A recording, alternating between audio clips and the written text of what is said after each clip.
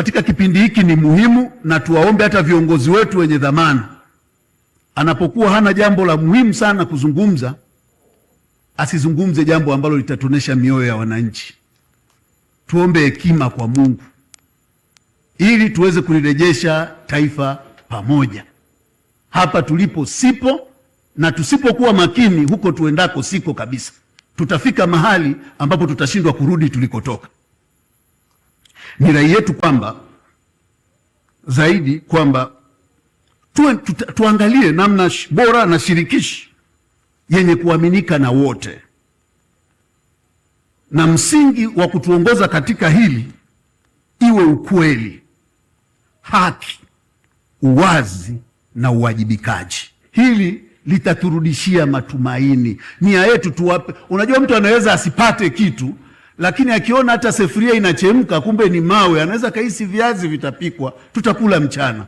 Kwa hiyo kelele na vilio vinaweza vikapungua. Tuangalie sana hilo.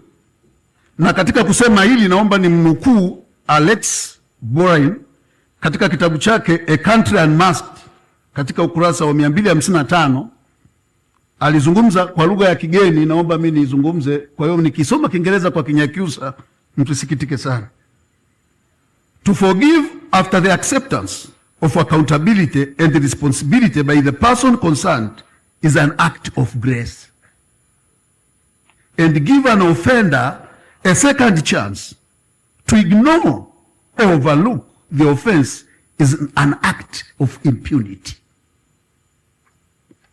Tafsiri yangu ya Kinyakyusa au Kingoni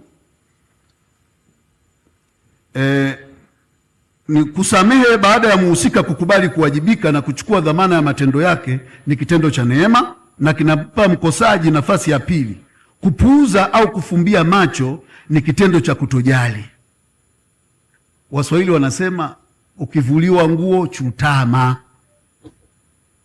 Kwa hiyo ni muhimu tulione hilo kama taifa wote, na tuongee kwa ukweli bila kufarijiana.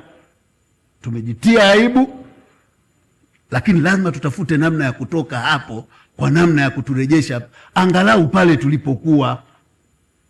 Na njia hiyo ndio kama tulivyoshauri sisi kwamba iongozwe na ukweli, haki, uwazi na uwajibikaji.